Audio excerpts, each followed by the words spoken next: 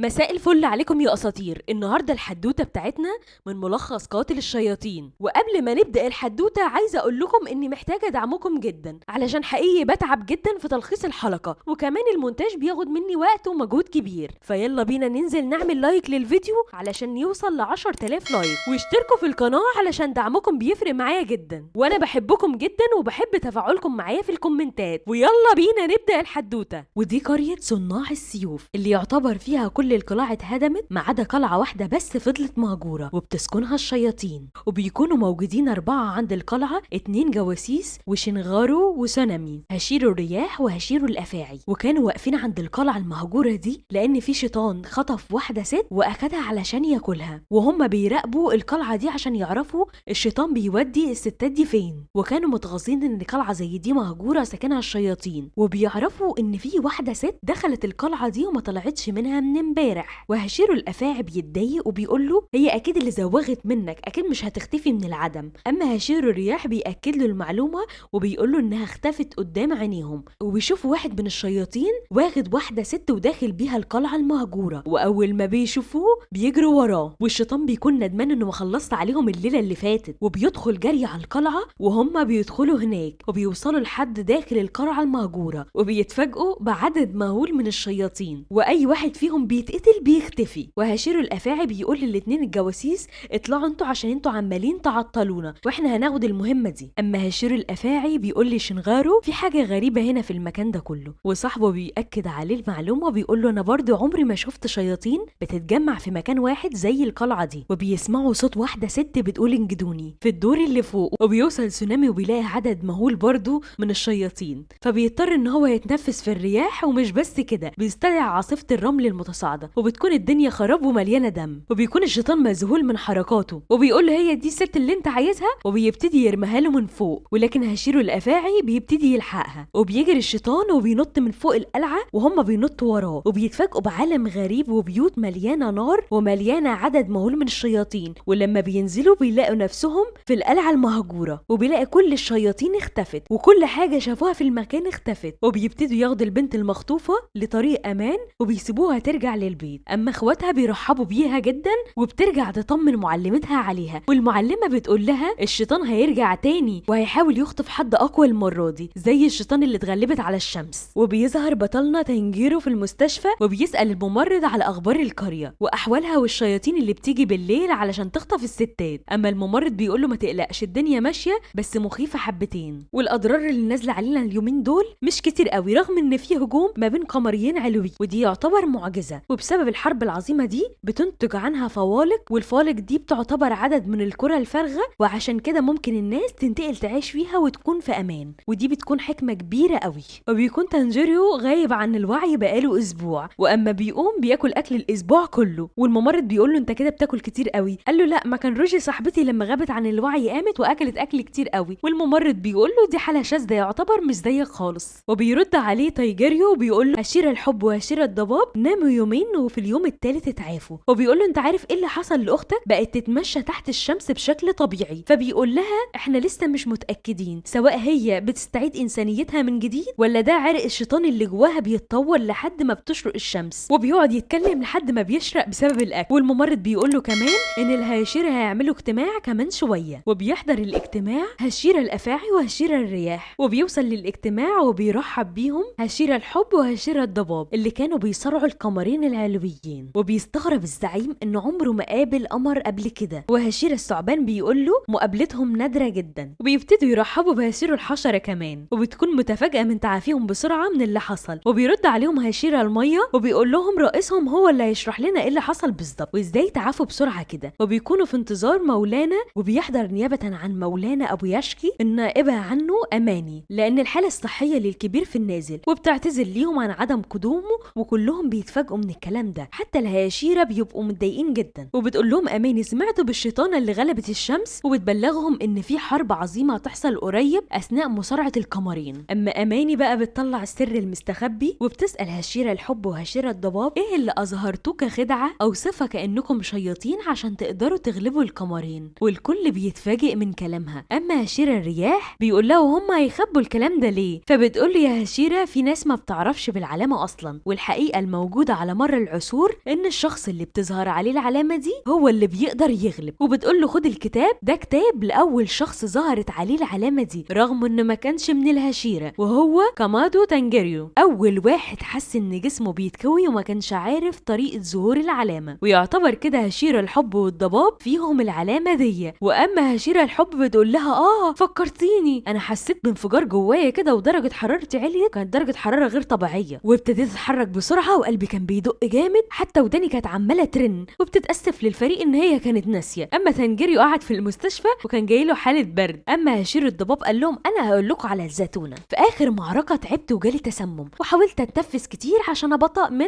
التسمم ده، ولكن كان في ولد صغير جاي ينقذني وعلى وشك ان هو يموت، وعلشان اقوم من تاني استعدت كل الذكريات لحد ما بقتش قادر اسيطر على عواطفي، ولحد ما ضربات قلبي اتخطت ال 200 نبضة في الدقيقة، لحد ما كنت حاسس ان جسمي بيولع ودرجة حرارتي 39، وكان ده الوقت اللي هيحدد اني يموت يعيش. واماني بتقطع في الكلام وبتقول له وانت عرفت منين بقى ان درجة حرارتك 39؟ فقال لها كنت بتعالج وعرف انه عندي حمى وساعتها كنت بقرا درجة الحرارة اللي على المقياس. فبتقول له تمام كمل. وهشيرة الرياح بيستغرب وبيقول له هي دي العلامات بكل بساطة؟ فبيرد عليها هشيرة الضباب وبيقول له ده اللي عقلك بسيط فمش قادر تستوعب الموضوع، اما الموضوع اكبر من كده بكتير. وبيبتدوا انهم يشكروا اماني وبيقولوا لها الف سلامة على مولانا، وبتبتدي تمشي. وهشيرة الرياح بيبقى هيمسك في خناقه والزعيم بيوقفهم. اما تانجيريو قاعد في المستشفى ما بيعملش حاجة غير انه قاعد بياكل. وبيوصل زونستا للبيت وكل بنات البيت بترحب برجوعه، ولما بيشوف حبيبته بتفتكر انه اونسكي وبتجنن من كلامها وبيبقى عايز يعرف مين اونسكي عشان يقتله. وبيوصل الحداد لتايجيريو وبيديله السيف بتاعه اللي بيعتز بيه جدا، ولما تانجيريو يمسك السيف بيقول له ايه ده؟ السيف ده بقى اسود اكتر من العادي ومنحوت عليه كلمة تدمير الوحوش يعني. وبيقول له دي كلمة مكتوبة على كل السيوف مع الهشيرة، دي معناها تدمير كل الشياطين او مدمر الشياطين. وبيفتكر تانجيريو ان اخر مرة حارب بالسيف ده ما كانش مكتوب عليه اصلا الكلمة دي، والسياف بيتخنق منه وبيوضح له ان السيف ده اخده وما كانش خلص شغل فيه ولا طلع الصدى اللي فيه ولا حتى بانت الكلمة اللي كانت عليه. وتعصب السياف وعمل دوشة وبعدين مشي. وفجأة بيلاقوا نسكي بيدخل من الشباك وبيعمل ازعاج، حتى المريض اللي جنبهم ما كانش عارف ينام. والهشيرة بيعملوا تدريب للفرق علشان يقدروا يواجهوا الشياطين بشكل مكثف، وان عددهم ده مش كفاية وكانوا خايفين ان الشياطين تهجم عليهم في وقت التدريب. وبيروح زونستا يتكلم مع تايجيريو على التدريب اللي هيحصل، وتايجيريو بيبقى مبسوط قوي بالتدريب ويقول له ان انت هتكتسب خبرة عن العادي. وبينفجر زينيسيو في وش تانجيريو وبيبتدي يسيبه ويمشي. اما تانجيريو يوقفه ويقول له استنى، عارف لما انا كنت بحارب القمر الرابع ما كنتش قادر اتحرك، رجليا الاتنين دول وقفوا وابتديت استخدم حيلة تنفس الرعد اللي انت علمتهاني قبل كده، وابتديت بسببها ان انا اقدر اقطع راس الشيطان، وطبعا ما كانش بنفس سرعتك. وبيبتدي تانجيريو يشكر زينيسيو، اما زينيسيو بيرد عليه وتانجيريو بيقول له علشان كده تدريب الهياشرة هيخليك تعلى بمستواك اكتر عشان تقدر تحسن من لياقتك البدنية. وزينيسيو بيقول له عشان كده بتوقفني وتقول لي الكلام ده وفاكر ان كلامك ده هيحسن مزاجي؟ شكلك احمق، سبحان الله كلكم مش عارفين تعيشوا من غيري. وبيبداوا الهياشرة للتدريب للطلاب، واولهم هي الجري او اللياقة البدنية، واول ما بيبداوا بيبقوا هيموتوا من التعب، واول ما بيجي وقت الغدا ما بيقدروش يمسكوا نفسهم، وفي منهم اللي ما بيحصلش الاكل من كتر التعب. وبعد الجري هيتدربوا على الحركة السريعة على ايد طوكيو، هو اي نعم شكله يقول ان بارد حبتين ولكنه صعب جدا. واما تدريب المرونة هيبقى على يد هشيرة الحب، وبعد هشيرة الحب هشيرة الافاعي، وبعدها سنغارو اللي هيعلمهم التقطيع اللانهائي، واخر تدريب هيكون لتضخيم العضلات على ايد السيد هميمجا. فكده كده هيتخلوا عن انسانيتهم لانهم هيقابلوا عدد مهول من سياف الفليق. وبيوصل غراب يناكف في تانجيريو وبيقول له امسك الرسالة اللي في رجلي، وبيكون شايل له رسالة فعلا من مولانا. وبيستغرب تانجيريو ان مولانا قصده هو بالخصوص وبعت له رسالة. واماني كل يوم كعادتها بتوصل الكلام لمولانا اللي بتقعد تعالجه وبتشكره على كل حاجة. وبيبتدي مولانا يقول لها ان انا بخلص كل حاجة وبيودعها في كلامه. وبيروح طائر الغراب لتايوما سان من الشباك وبتفتكر كلام مولانا وبيقول لها انت عارفة انك كده في خطر عشان انت سايبة ازاز الشباك مفتوح. وبيقول لها انا واحد من اتباع مولانا وانها قد ايه ممتازة في الاختفاء. وبتسأله انت عرفت مكاني منين؟ ودي محدش كان يعرف مكانها لانها كانت شيطانة. وبيقول لها عرفت من البايع اللي كان قبلك اللي باعلك البيت وانا مش جاية اذيكي. وبتسأله يعني عايز ايه مني لما انت مش جاي تأذيني؟ فبيقول لها انا عارف ان مهما كان ومهما حصل مش هتثق فيا تاني زي تانجيريو. وبتسأله انت عايزني اعمل اعمل ايه، او بمعنى اصح مولانا اوباتشي عايزني اعمل ايه. وبتسمع صوت خطوات فوق البيت وبيقول لها هو فعلا فوق السطح، يلا بينا علشان ننجز كلامنا. واحده زيك ملمه بالادويه وبنيه الشياطين محتاجين منك انك تساعدينا نهاجمهم، وانا هستناكي هناك. وبتقول له ازاي تساعد شيطان زيي في انه يروح مقر صيادين الشياطين. وبيقول لها منظر القمر النهارده حلو جدا،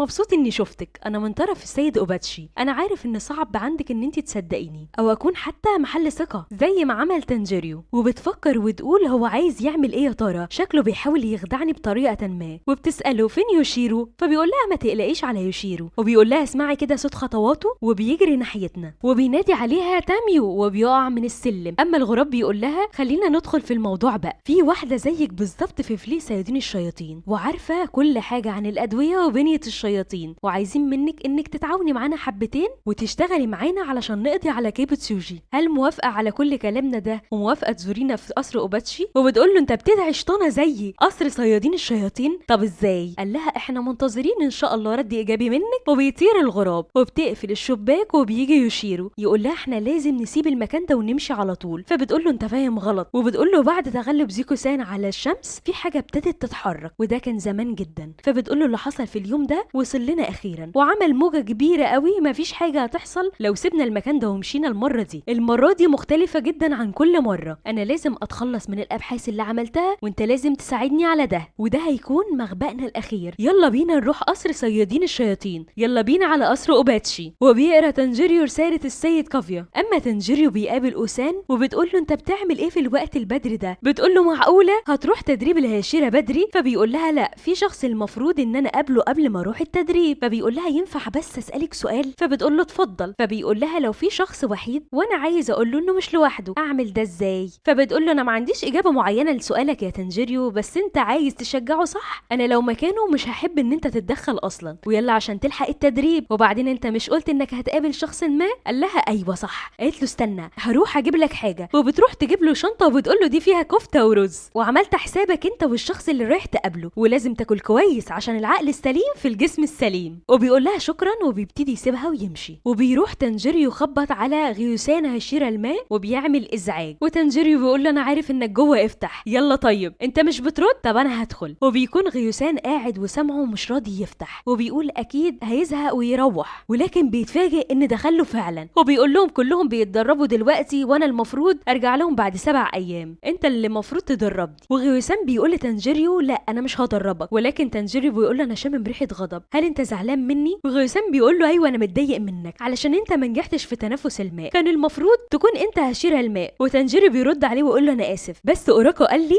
ان تغيير اسلوب التنفس او عمل اسلوب جديد دي حاجه مش صعبه. وغيوسان بيقول له انا ما قصدتش كده. وبيقول له على فكره دلوقتي اصلا مفيش هشير الماء ولازم حد يكون هشير الماء في اسرع وقت. وابتدى تانجيريو يتصدم وبيقول له ازاي، امال انت بتعمل ايه هنا؟ فبيقول له لا انا مش هشير الماء. وبيقول له امشي. وبيفتكر تانجيريو رساله الرئيس كافيا اللي بعتها له انه لازم يصر على غيوسان لغايه ما يعرف حكايته. وبيروح وبيرخم عليه ومش بيسيبه في حاله، وكل يوم يروح له صبح وليل يزن عليه يلا احكي لي اللي حصل. وفضل وراه لحد ما زهقه في عيشته. وبيزهق غيوسان فعلا وبيقول ده شكله عيل غتت وهيبتدي يصدعني، انا هقول له الحقيقه علشان يبطل زن. وبيقول له انا ما نجحتش فعلا في اختبار الانتقايه اصلا، ووقت الامتحان كان فيه هناك شاب فقد عيلته كلها على ايد الشياطين زيي اسمه سابتو، ودخلت معاه الاختبار وكان عندنا احنا الاتنين 13 سنه وكنا احنا الاتنين لوحدنا علشان كده بقينا صحاب. ووقت الاختبار سابتو قتل كل الشياطين، ومع اول شيطان هجم عليا عورني في عيني، ولكن سابتو هجم على الشيطان وتنفس الماء وتحول للهيئه الرابعه وقتل الشيطان ده وانقذني فعلا، لكن في شاب طلب الانقاذ فسابتو سابني مع واحد تاني وراح عشان ينقذه، لان الشاب ده كان عمال يصرخ ان حد يجي ينقذه. وانا فقت بعد 7 ايام ولقيت نفسي نجحت في الاختبار، وانا حتى ما قتلت الشيطان واحد. انا اصلا ما ينفعش اكون هشيره الماء وما ينفعش اصلا اقف جنب اعضاء الهاشيره، انت المفروض تطلب من هاشيره تاني علشان يدربك، وده لمصلحتك يا تانجيريو، المفروض انا اللي كنت مت بدل سابتو. ولما غيوسان خلص من وصف سابتو ابتدى تانجيريو يقول لنفسه ان ده نفس الشخص اللي دربني علشان اهزم الشيطان. اما تانجيريو بيقول له انا حاسس فعلا بالامك علشان ده حد عزيز عليك وانه مات قبلك، ودي حاجه غريبه جدا علشان يكون في شخص ميت ينقذ حياتك. وبيكون مبهور جدا من اللي عمله سابتو، اللي لو كان عايش دلوقتي كان هيكون في نفس عمره وهيكون امهر السيافين. وبيقول ده سبب كافي فعلا علشان غيوسان غيوسان يكون بيتمنى الموت مكانه، علشان ده نفس اللي حصل معايا علشان هشيرة اللهب اللي ضحى بحياته مقابل انه ينقذنا كلنا. كان الطف واحسن حد فينا، كان عايش حياة عظيمة جدا. حقيقة اتمنى اموت انا بدل من ريغوسان، وهو لو كان عايش كان يقدر يهزم موزان. بس لما تنجيريو افتكر كلمات انوسكي بعد موت رينيغو اللي بيقول لهم انا واثق فيكم ولازم تنجحوا، اما تنجيريو بينادي على غيوسان وبيقول له انت مش عايز تعيش الحياة اللي اداها لك سابتو، وبيتجمد غيوسان في مكانه وبيفتكر ان سابتو ضربه بالقلم لما قال له ان نفسي اموت، وقال له لو قلت كده تاني كل حاجة بينا هتنتهي ومش هنكون اصحاب اصلا. وبيقول له اختك اللي كانت المفروض تتجوز وخبتك من الشيطان وحمتك وانت مش مهتم بموتها، وهي اصلا ضحت بنفسها علشانك واديت لك حياة جديدة، علشان كده لازم تعيش. وبيقول له انا فاكر القلم ده كأنه امبارح، ازاي نسيت حاجة زي كده؟ وبيقول له علشان كده كنت بعيط كل يوم، علشان ما كنتش عايز افتكر موت سابتو ولا موت اختي حتى. وبيكون تنجيريو مستغرب انه واقف مش بيتحرك من مكانه، وبيقول له ايه رأيك نعمل مسابقة اكل؟ لو خسرت قدامي لازم تفرح وتوافق انك تدربني. وبيعملوا المسابقة العبيطة دي فعلا، وبيقرر انه يتابع تدريبات الهشيرة. وبتظهر هشيرة الحشرات وهي قلقانة، وبتدخل عليها واحدة اسمها كانو وبتقول لها ينفع اتدرب معاكي بعد ما تخلصي تدريب هشيرة الصخر؟ فبتقول لها انا مش هشارك في التدريبات المرة دي. وهشيرة الحشرات بتقول لها يا كانو تعالي هنا، وبتقول لها ده الوقت المناسب علشان اقولك على الشيطان اللي قتل اختي كاناي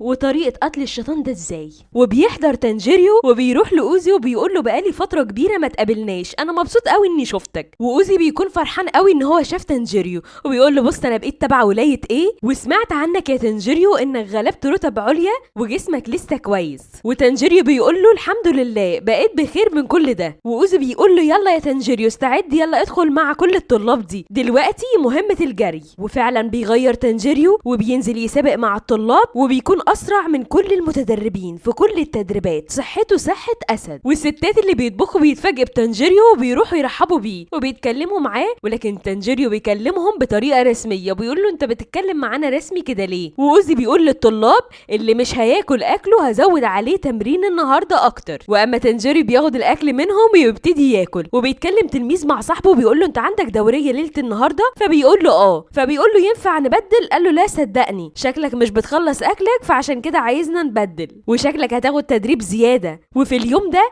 كان في 2 حراس، ماش وسينجو. وماش بيكلم سينجو وبيقول له ان الشياطين ما بقتش تسهر الفترة دي، مع ذلك ان الليالي بقت مخيفة برضه. وسينجو بيقول له انا سمعت ان الشياطين بتدور على البنت اللي اسمها نيزوكو. وماش بيقول له لا يا جدع الشياطين ما بتاخدش حد بعينه. اما سينجو بيقول له يا رب يفضلوا مختفيين على طول كده. وبيقول له انا عارف ان دي حاجة مش سهلة لان الشياطين بقالهم يجي 100 سنة شغالين ذبح فينا. وبيبص حواليه ما بيلاقيش صاحبه وبيبتدي يترعب، وبيطلع له صاحبه بيقول له بخ، وبيقول له ما تخافش الشياطين ما بيجوش الشوارع الضيقة اللي زي دي. فصاحبه بيقول له انت وقعت قلبي في رجلي يا اخي، بالله عليك عدي اليوم على خير، خلينا نخلص من الدورية دي وما تعملش كده تاني معايا. وبيمشوا ولكن بتكون في عين باصة وماشية وراهم واحدة واحدة. وتاني يوم بيستعدوا للتدريب وكل زميل بيشيل التاني وبيجري بيه، اما تنجيريو بيكون شايل اضخم واحد فيهم وبيجري صاروخ. وفي واحد فيهم بيقع من كتر التعب وبيسأل تنجيريو هل محاربة الشياطين الرتب العليا محتاجة كل التعب والمجهود ده يا تنجيريو؟ وبيتلموا التلاميذ حوالين تنجيريو وبيسألوه عن قوة الشياطين، وبيقول لهم انها قوة عالية جدا ومش اي حد يقدر عليها. وابتدى ياكل ويحكي لهم، ولما بيخلصوا البريك بيتجمعوا مع اوزي وبيقول لهم بصوا يا رجالة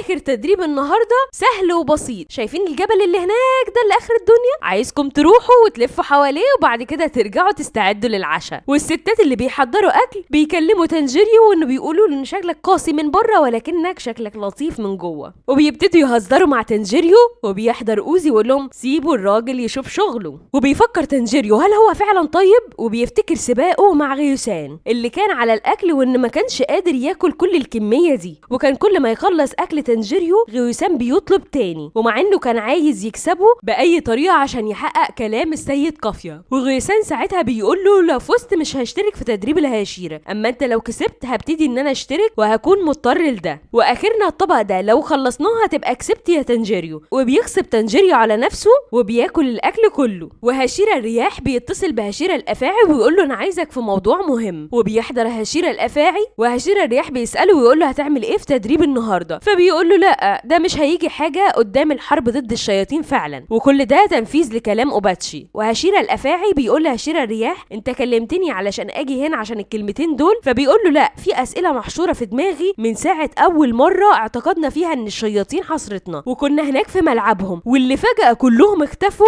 ومحدش شاف فيهم ولا واحد. وهشيرة الافاعي بيرد عليه بيقول له فعلا اختفوا وبدون اثر، ومن ساعتها انا دماغي هتنفجر. وهشيرة الرياح بيفكر مع هشيرة الافاعي وبيقول له هل في مخبأ للشياطين اصلا، وايه اللي ورا المخبأ ده؟ وهشيرة الرياح بيقول له ايه شكله في حاجه كبيره هتحصل. وهشيرة الافاعي بيقول له ايا كان ايه اللي هيحصل هنخلص عليهم برضو، واللي هتبقى مصيبه فعلا اللي هو حديث الفليج. انا اللي مصبرني تدريب التلاميذ ويا رب يجي في فايده، اصلا انا حاسس ان هو ده هدوء ما قبل العاصفه. وبينتهي كلام هشيرة الرياح مع هشيرة الافاعي بانهم هيلعبوا ضد بعض لعبه بسيطه. اما تنجيريو بعد ما بيخلص التدريب بتاعه بيشيل الجيران بتاعه الستات اللي بتعمل اكل وبيدخلهم وبيساعدهم، وبيقولوا له خد ده شاي اخضر يحسن مزاجك كده ويخليك زي الفل. وتنجيريو بيشكرهم وبيبتدي يشرب وبيقول لهم فعلا ده حلو، وبيقولوا له شكرا ان انت انقذت حياتنا وانقذت حياه المدينه كلها، من غيرك ما كناش هنشوف الشمس مره تانية. وبتبتدي واحده منهم تعيط اللي هي هنتارو وبتقول له انا حاسه ان السير تنغين عايز يقاتل لسه وشكله بيجي لها في المنام. وبتسال تنجيريو بتقول له انت لازم تتاكد من هزيمه موزان، فبيقول لهم انا هعمل كده فعلا. وتاني يوم الصبح بتتجمع التلاميذ واوزي بيقول لهم انا عامل لكم مفاجاه النهارده، هنلغي موضوع الجبل والدنيا والمشي ده كله وهنعمل بداله فقره زي الفل اللي هي التدريب على القتال، هيكون احسن من المشي. وبيقول لهم احنا هنقاتل في الضلمه لان في العادي الشياطين بتطلع بالليل وانتوا لازم تتدربوا على ده هيكون بالليل، واعتبروني شيطان هاكلكم وابتدوا حاربوني، وانا هظهر لكل شخص فيكم وقت ما بيكون هو بيحرس اخواته. وبيطلع اوزي للتلاميذ وبيكون خايفين جدا وكلهم طبعا مش شايفين في الضلمه، وحتى تنجيريو مش شايف وقال لازم استخدم حيله تانية وهي ريحه اوزي، لازم اكون شامم ريحته وعارف تتبع خطواته. وبيكون تنجيريو مراقب عصايه اوزي، واول ما اوزي بيقرب لتنجيريو بيكون الفجر شقشق وبيستعد تنجيريو عشان يحاربه. وتنجيريو بيقول لاصحابه واحد هنا وواحد هنا وبيقسمهم وبيقول لهم ما تعملوش فتحات ما بيننا، بيعمل خطه للهجوم وبيهجم عليه اوزي، ولكن اصحابه بطاقه قوي وبيبتدي يحاربهم وبيعاركهم، ولكن اوزي بيغلبهم كلهم وبيكونوا كلهم حوالين تنجيريو. وتنجيريو بيبتدي يقاتل اوزي وبيقاتله بقوه جدا، حتى اوزي وبيقاتل بقوه جامده جدا، والتلاميذ كلهم بيستغربوا على لعب تنجيريو، حتى اوزي نفسه بيتعجب من قوه تنجيريو، وبيلاقي باقي التلاميذ بتشجعه وبتعمل دايره على اوزي وبيهجموا عليه. واوزي بيجمعهم بعد التدريب وبيقول لهم انتوا اي نعم محدش فيكم غلبني قوي ولكن انتوا محتاجين تدريب بس لا بأس بكم. وواحد بيرد منهم على اوزي وبيقول له انا خايف ومش قادر اعمل زي الهشيرة ومش قادر حتى اضربك، وكلهم بيتشجعوا بيقولوا له احنا هنبقى اقوى وهنحارب. وبيستغرب منهم اوزي جدا وتنجيري بيكون مبسوط بحماسهم. وتاني يوم بيقوموا زي الالف واوزي بيكون فخور بيهم وجنبه تنجيريو، وبيحضر الغراب واوزي والبنات بيودعوا تنجيريو، والغراب بيوصل تنجيريو للبيت اللي عايز يوصل له. وبيدخل تنجيريو وبيلاقي توكيتو بتدرب مجموعه تلاميذ وتنجيريو كان رايح لها علشان تدربه. وبيوصل تنجيرو والغراب مكان القتال وبيلاقوا توكيتو بيعلم التلاميذ وبيقول لهم انا بهزمكم بدل المره 3 مرات، وبلعبكم ده هتموتوا اكتر من مره، ولو جالكم هجوم من المستحسن انكم تهربوا وخليكم متابعين حركاتي كويس قوي. والتلاميذ كلهم محدش فيهم مجدي نفعا خالص. واول ما توكيتو بيشوف تنجيريو بينبسط جدا وبيقول له كنت في انتظارك تعالى ادخل. والغراب بيوبخ التلاميذ وبيقول لهم انتوا مالكمش اي فايده، خلي الشيطان ياكلكم اسهل. هما بيكونوش عارفين يعملوا اي حاجه، وده بيكون غراب توكيتو. وتنجيرو بيقول لتوكيتو من النهارده هتدرب تحت ايدك، وتوكيتو بيقول له انا مبسوط بوجودك قوي. والغراب مش سايب التلاميذ في حالهم وهم بيملوا الميه، وتوكيتو بيبتدي ياخد تنجيرو ويروح لكاناموزي اللي بيكون لابس قناع لانه حداد وبيتعرف عليه وبيكون عارفه اصلا، وبيقول كويس ان تنجيرو بقى كويس وزي الفل. وانا موزي بيسال تنجيرو ايه اللي جابك هنا دلوقتي، وتوكيتو بيقول له انا اللي جبته هنا، وبيدي تنجيرو سيف وبيقول له استعملته قبل كده ولا ايه الدنيا. وبيمسك تنجيرو السيف وبيرجع لورا شويه، وتوكيتو بيختبر السيف وبيرمي طياره ورق وبيشوف لما تعدي على السيف ايه اللي هيحصل لها، هتتقسم نصين ولا ايه الدنيا. وتنجيرو بيتفاجئ من حده السيف جدا وبيقول له عشان كده خليت كاناموزي هنا. وكاناموزي بيكون سياف تابع لتوكيتو، وكل ده علشان سيوفه تكون جاهزه لاي معركه في اي وقت. والكلام ده بيكون واخد توكيتو بيه تصريح من المعلم، حتى المعلم هو اللي اداه الاوضه دي كلها علشان يحتفظ بسيوفه باحسن شكل، والمعلم اللي بيهتم بكل واحد فينا والمفروض يهتم بصحته اكتر. وكل ده بيحصل علشان مصلحتنا في الأولوية، عشان كده هنفضل ممتنين ليه طول عمرنا. وبيرجع توكيتو لتمرين مع التلاميذ. اما توكيتو بيقول للتلاميذ اوعى يكون قتالك بدافع العاطفة علشان ساعتها هتخسر، وتانجيرو بيكون واقف بيتفرج عليه. وبيكمل كلامه توكيتو بيقول لان وقتها ما بيكونش قدامك اي فرصة للهجوم ولا للهروب حتى من الشياطين. وبيقول لهم كمان لو انتصرت 9 مرات وجيت اتهزمت مرة فده معناها انك مت في الهزيمة دي. لازم تبقى عارف كل معركة رايحة فين وجاية منين، وتحسن مهارتك بشكل احسن علشان تكون اقوى وتنجو من الشياطين دول. وبينتهي توكيتو من التمرين والتلاميذ بيروحوا على صاحبهم ينضموا ليه وبيبتدوا يطمنوا عليه. وبيطلب واحد من التلاميذ من تانجيرو بيقول له انا عايزك تطلب طلب من الهشيرة انهم يخفوا علينا شوية من التدريب ده، احنا مش قادرين. وصاحبه بيرد عليه وبيقول له احنا لو بقينا كده طول الوقت هنموت قبل ما تيجي الشياطين اصلا. وتانجيرو بيقول لهم الموضوع بيبقى صعب جدا، ده تخيلوا صعب عليكم، لا ده صعب على توكيتو اكتر منكم لان هو اللي عمال يدربنا بدون ملل حتى. وتانجيرو بيروح مع التلاميذ علشان يغسلوا وشهم، والتلاميذ بيقولوا لتانجيرو حتى يقلل معاملته بالنبرة الصوت العالية دي قوي اللي بنبتدي نخاف منها جدا. وصاحبه بيقول لهم يمكن نبرته دي اللي هتخوف الشياطين منه وتسحقهم. وتانجيرو بيقول لهم كبرتوا الموضوع قوي يا رجاله، ده حتى نبرته وصوته العالي دي قلت كتير جدا عن زمان. وبيسأل تانجيرو توكيتو رايح فين، فالتلاميذ بيقولوا له ان الهشرة بيخلصوا بالليل وبيروحوا يتقابلوا بعد ما الدنيا تضلم، يمكن رايحين يتعشوا ولا حاجه. وبتخلى المدينه وما بيكونش فيها حد والانوار كلها بتطفي وبتطلع ملايين من العيون المسلسله. وتوكيتو بيجري بسرعه وبيكون رايح للهشيره اصحابه، وبيكون فيها هشر الرياح اللي بيعمل تنفس الرياح وبيستدعي عاصفه الغبار المتصاعده، وغيره هشير الثعبان اللي بيتنفس الثعابين في الشكل الخامس للثعبان المنزلق على الهيئه الرابعه. وبيبتدي انهم يتعاركوا قال ان هم بيتدربوا، وبيلاقوا توكيتو داخل عليهم وبيقول لهم انا عايز انضم ليكم يا رجاله. وهشير الرياح بيقول له انت كل يوم تقطع المسافه دي لحد هنا، اوعى تكون ده مأثر على تدريبك بتاع الصبح. وتوكيتو بيقول لهم انا بعمل اللي ممكن يكون كافي لاعضاء التدريب ولكن مش كافي بالنسبه ليا كمان. وبتحصل العركه بين هشير الرياح والثعبان والضباب، وبيكون الاتنين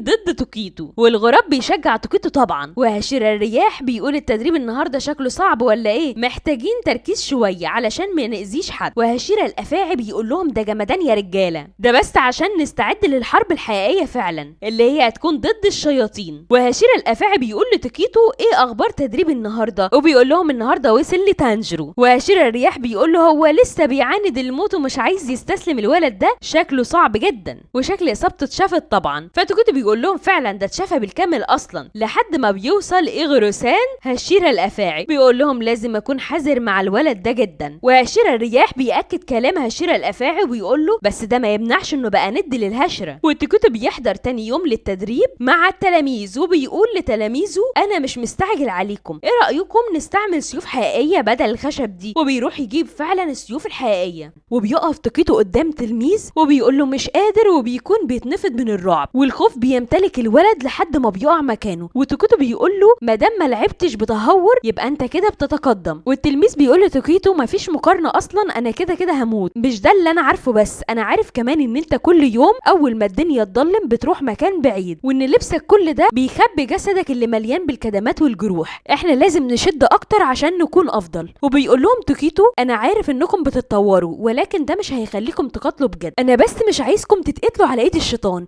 انا عايزكم تعيشوا حياة طويلة على قد ما تقدروا. وتانجيريو بيكون ساكت وبيقعد يتفرج، وتانجيريو بيقول له يلا نلعب، وبيلعب مع توكيتو. وتوكيتو بيقول لتانجيريو لازم ترخي عضلاتك حبتين ويكون شدها اكتر سلاسة من كده، وبيقول له ايوه كده بس كده كويس انت شاطر بتتحمل اكتر. وتانجيريو بيكون شاطر جدا. وتوكيتو بيقول له انت يا تانجيريو بتخلي رجلك واسفل ظهرك الاتنين على نفس الميزان، ودي شطارة كبيرة جدا، وانت كمان مش محتاجني تاني، ودلوقتي اقدر اقولك تروح للهشيرة اللي بعدي. وده كله بعد 5 ايام من تدريبه مع توكيتو. وتانجيريو بيقول له ايه ده بجد انا ما كملتش اصلا. وتوكيتو بيقول له انت عملت كل اللي قلت لك عليه. والتلاميذ بيقولوا لتوكيتو ينفع احنا كمان نمشي معاه، احنا بقالنا اسبوعين هنا. وتوكيتو بيقول لهم لا انتوا مش رايحين مكان، انتوا هتفضلوا هنا، ولو خلصتوا تدريب العصايه هتروح للدميه تتدربوا عليها لحد ما تتكسر. وتانجيريو بيقول لتوكيتو ايه رايك نسابق برمي الطيارات الورق. وتوكيتو بيقول له ايه ده ليه هنعمل كده. وتانجيريو بيقول له علشان سمعت ان انت بتحب الطيارات الورق، انت خايف مني ولا ايه. وده كلام كان غشه تانجيريو من الحداد اللي كان بيقعد مع توكيتو طول الوقت. وتانجيريو بيقول له لو فزت هنتكلم مع اعضاء الفليك بلطف اكتر من كده، ايه رايك؟ وتوكيتو مش بيمانع، وتنجيريو بيقول له لو انا خليت طياره من طياراتي تطول اطول مده ممكنه ولو مره واحده بين 10 مرات هكسب، وانا واثق من ده. وتوكيتو بيوافق وبيقول له لا انت مش هتكسب، انا اللي هكسب. والحداد بيقول لهم انا اللي هعد لحد 3 وترموا الطيارات مع بعض، وبيعد 1 2 3 وبيرموا الطيارات الورق، وبيكسب توكيتو في المره الاولى والثانيه والثالثه لحد ما بيوصل لاخر مره وبيخسر تنجيريو قدام توكيتو. وتوكيتو بيقول له انا مش قلت لك ان انت هتخسر قدامي؟ وبيطلع تلميذ والتاني والخامس بيقولوا له احنا شاطرين كمان في رمي الطيارات، ايه رايك تسابق معانا يا توكيتو؟ وبيستعدوا فعلا بكل حماس تنجيريو وتوكيتو والتلاميذ كلهم انهم يتشاركوا في رميه الطياره، وبيكونوا مبسوطين جدا ومتحمسين لوصول الطيارات بتاعتهم. وتنجيريو بيقعد مع توكيتو وبيقول له انا حاسس ان سعي موزان ورا نوزيكو موضوع مفيش منه الهروب لانها هزمت الشمس، احنا بقالنا كتير قوي ما شفناش شياطين. وتوكيتو بيقول له عشان كده عاملين تدريب الهاشره ده. وتنجيريو بيقول له انا قلقان اني موجود هنا بعيد عن نوزيكو. وتنجيريو بيقول لتوكيتو انا حاسس ان سعي موزان ورا نوزوكو موضوع مفيش منه الهروب لانها هزمت الشمس، احنا بقالنا كتير قوي ما شفناش شياطين. وتوكيتو بيقول له عشان كده احنا عاملين تدريب الهاشره ده. وتنجيريو بيقول له انا قلقان جدا اني موجود هنا بعيد عن نوزوكو، ولكن انا واثق ان في حد معاها ومطمن عليها بسببه، ولكن الموضوع خطير جدا ولو كنت اخدتها معايا في المهمات برضو كاني بسلمها ليه. فتوكيتو بيقول له الشياطين مش كل همهم بس نوزوكو ولكن عشان يستعدوا بكل قوتهم. وتنجيريو بيقول لتوكيتو انا هبقى اقوى وهنتصر على موزان وبعدها هروح اخد نوزوكو واخليها معايا. وهو تدريب تنجيريو على ايد هشيرة الحب، وبيرحبوا ببعض وبتاخده من ايده وتقول له تعالى انا عامله لك شاي وكمان عامله لك بانكيك موحوح يستاهل بقك. وتنجيريو شكله بيحب الاكل قوي زيها وبيروح معاها، وبتكون مشكلته مع البانكيك انه مش عارف ياكلها من اني حته، وبيقول لها تصدقي خدودي هتقع من كتر الانبهار. وبتقول له بص انت هتخلص اكلك وتغير وتلبس زينا بالظبط. وبيغير فعلا تنجيريو وبيلبس زي لبسهم وبيكونوا شبه رقصات الباليه، وبتكون مشغله موسيقى وبتعلمهم ازاي يكونوا اكثر مرونه، وبيقعدوا 2-2 علشان يتعلموا تمرين المرونه والاسترخاء. وهشيرة الحب بتقوم تنجيريو وبتقول له بص عليا انا بعمل ايه وهتعمل زيي او هطبق ده معاك. وفعلا بيقوم تنجيريو وبتقول له انا هوريك، وبتعلم الطلاب ازاي يفتحوا الحوض. وتنجيريو بيترعب هو والتلاميذ كلهم، وتنجيريو بيبتدي يقعد معاها وبتقول له يلا جه عليك الدور. وبيبتدي تنجيريو في التدريب المرونه والاسترخاء بس ما بيكونش استرخاء خالص، تنجيريو بيموت وبيقول ده جحيم. وبيبتدي يخلص تدريبه مع هشيرة الحب وبيكون تدريب بسيط جدا، وبيبتدي يروح لهشيرة الثعبان. وهشيرة الثعبان بيكون في انتظار تنجيريو وبيكون متحمس له جدا، وبيقول له انا سمعت عنك كتير وانت اتدربت كتير جدا وخصوصا من معبد كانروجي وشكلك اتدربت كتير هناك. وهشيرة الحب بتكون بعت خطاب مع الغراب لهشيرة الثعبان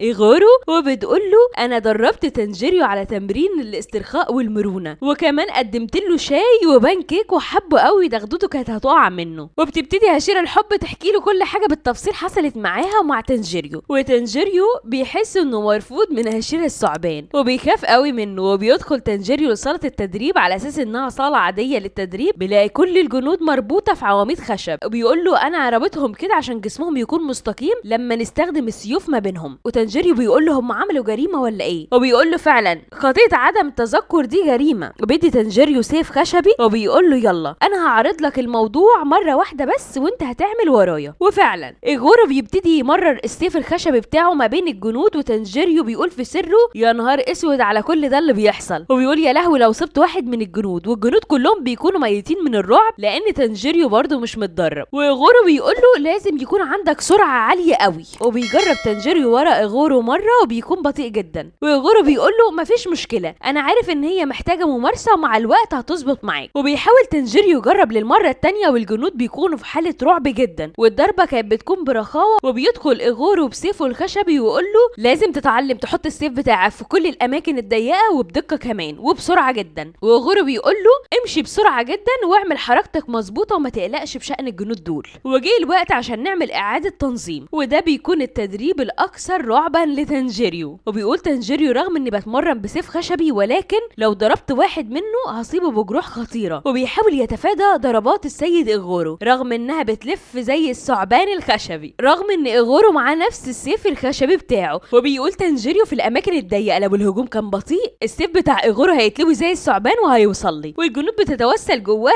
بتقول له ارجوك ما تخمنش وخلاص وخلي بالك مننا. وتنجيريو بيكون متوتر جدا وايده عماله ترتجف، وبيكون شايف انها تقنيه سيف خطيره ولو ما عرفش يعملها هتبقى كارثه. وبينزل الجنود وهم في حاله رعب، وتنجيريو بيحاول يتدرب على الاماكن الفاضيه من غير وجود الجنود. وبيروح تنجيريو مع الجنود ياخد حمام بارد وبيكون تلج، وبيروح تاني يوم يتدرب مع ايغورو، وكمان تالت يوم بيبتدي يركز اكتر. ولكن للاسف تنجيريو بطيء جدا، هو بياخد بقلوله في وشه ومحتاج يركز اكتر حبتين. وبيفكر تنجيريو هو دلوقتي بيلاعب ايغورو والموضوع صعب عليه، ولكن القتال الفعلي هيكون بين الاشجار والصخور، ولو اتقبض عليه هيتقتل في وقتها، ولازم يتخيل نفسه انه في المعركه الحقيقيه ويكون اكتر دقه وتركيز. وبيهاجم ايغورو من كل حته، وبيقطع تنجيريو جزء من لبس ايغورو، وبينتهي التدريب، ولكن تنجيريو بيودعه، وتنجيريو بيحس انه مكروه للنهايه، وبياخدوا الغراب للهشيره اللي بعده، وبيكون هشيره الرياح. ولكن بيقابله في نص الطريق زينيتسو، وما بيسيبش تنجيريو في حاله، وبيقول له ده انت عامل ايه وحشتني، وبيبتدي يهزر معاه وما بيسيبوش، وبيمشي على الحيطان زي البرص. وبيوصل هشيره الرياح وبيقول لزينيتسو يا اما تسيب تنجيريو يا اما تقتلني، وبيختار طبعا ان هو يسيب تنجيريو بالعافيه. وهشيره الرياح بيشيله عن تنجيريو بالعافيه، وبيشيله تنجيريو وبيمشي بيه ورا هشيره الرياح. وتنجيريو بيقول لهشيره الرياح انا عايز ابتدي تدريب من النهارده. وهشيره الرياح بيقول له ما تتاملش قوي كده يا تنجيريو، مش لما وافق عليك في الاول. وتنجيريو بيقول له وانا كمان ما اعرفكش برضو، مش انت اللي نزوكو طعنتك. وبيمشي قدامه وبيسيبه. وهشيره الرياح بيشوف انها شجاعه قوي من تنجيريو انه يكلمه بالطريقه دي، وبيقول تنجيريو انا لما شفت تدريب هشيره الرياح عرفت زينيتسو عامل كده ليه. وبيقول ده ما عندوش راحه، حتى ده السيد ايغورو كان بيدينا شويه راحه عنه، ولو تنجيريو ما اخدش حذر لحظه واحده بس هيتصاب بجروح خطيره وهيرجع يتعالج تاني، والموضوع عنده ما فيهوش يا مرحميني. وكل اللي بيحصل له ده بيكون في يومه الاول،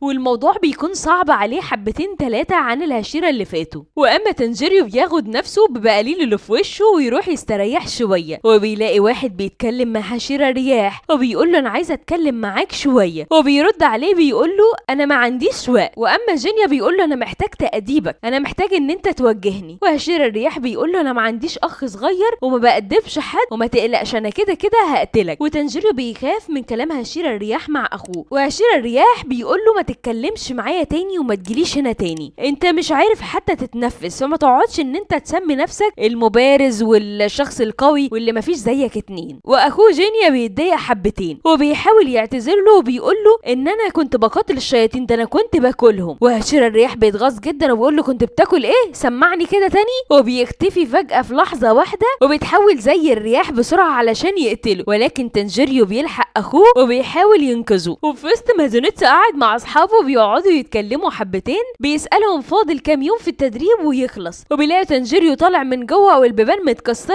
هو وجينيا اخو هشيره الرياح. وبيفتكر ان تنجيريو بيتخانق، وتنجيريو بيقول لهشيره الرياح انت عايز تقتل اخوك، وبيقول له انا مش هسيبك في حالة واحدة يا تنجيريو غير لما تنسحب من التدريب كله. وتنجيريو بيقول له انت بتجبرني علشان تقتل اخوك، وبيبتدي يتعارك هو وهشيره الرياح، ولكن هشيره الرياح بيجيب وش تنجيريو الارض وبيتعصب عليه وبيهجم عليه جدا، ولكن تنجيريو بيهاجمه. وهشيره الرياح بيقول له شكلك عايز تموت، وبيقول تنجيريو خد جينا واهرب بسرعه. وللاسف بيخلص تدريب تنجيريو في الوقت ده، وزينيتسو بياخد جينا وبيمشي بيه، ولكن جينا بيرجع لمكان التدريب تاني، وزينيتسو بياخد تنجيريو وبيتمشوا عشان يوصلوا لمكان تدريب الهشيره اللي بعده. هو بيوصل لشلال ميه وبيلاقي كذا شخص قاعدين وعمالين يسجدوا تحت الميه المتلجه دي، وبيكون وصل تنجيريو للاعب هشيره الصخر اللي بيكون قاعد في النار وشايف انها بارده عليه، وبيكون وصل لمكان التدريب الخاص بيه، وبيكون تنجيريو مرعوب جدا وبيكون متحمس قوي للي هيحصل. وبكده يا اصحابي تكون خلصت حلقه النهارده، اشوفكم على خير في حلقه المره اللي جايه مع تدريب هشيره الصخره مع تنجيريو. ما تنسوش تدعموني بلايك واشتراك